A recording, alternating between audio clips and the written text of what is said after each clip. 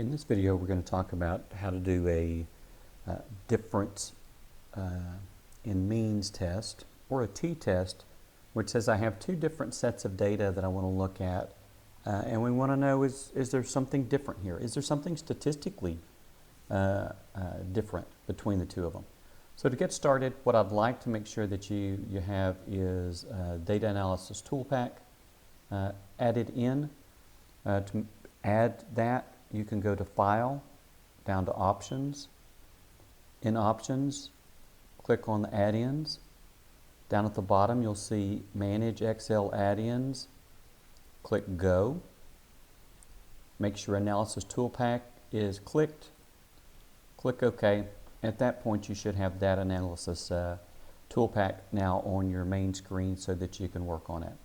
Again, what we're trying to do is we really do have two samples. I have this data of the percent of the number of people that were out before a change was made, and on the next sheet I have the percent of people that were out after a change was made. So what we want to do is let's go through and see if there is a difference in these two averages. If I go to data analysis, what we're talking about once again is this is a t-test. Again, with a t-test there is three different ways we can run it. We can either do it as a paired two-sample for means. That would be a situation where I have, let's say, every person has been treated for something. And I have a person before and after type sample that we have going on, that we have all of the data. Another one is two-sample with equal variances. A little bit different math involved than two-sample unequal variances. I think most of the time you should probably go ahead and assume that you don't have the same variance between your two samples. So just click on your two-sample assuming unequal variance. Click OK.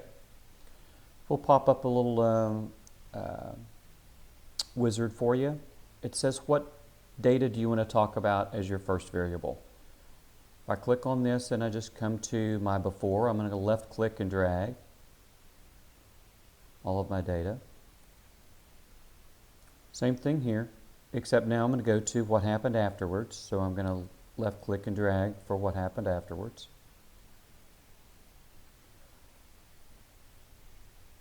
We're going to go back to our alpha, make sure that's a 0.05. So that helps me get everything set up there. Put it in a new worksheet, and once I've done that, if I click OK, it will give me the results. Again, what we're looking for here whenever we go through is this gives me a P, or a probability of a one-tail test, and it also gives me the probability of a two-tail test. The magic number we're looking for is 0.05. And so if the probability is less than 0.05, and so in this case you can see it's much, much less, we can say that there is a difference. Difference in what? Back up here. This is the actual average. So 2.67%. Okay, 2.67% before the change was made, and then after the change it ends up being 0.63% after the change. We had 257 observations in the first one, only 42 in the second. And so you can see from running this, it gives you a p-value that you know how to interpret. You have to determine a one-tail test means, usually when we're talking about a one-tail test, it means that our hypothesis was that one item was bigger than the other, or one item was smaller than the other. Or a two-tail test says we just think that there was something different. It could either be larger or smaller. In this case, we really would say that, you know, we expected the change afterwards to be smaller. That makes it a one-tail test. Even with a one-tail test, you can once again see that that is less than 0.05. So anyway, hopefully that gets you some idea on how to do a t-test, and good luck.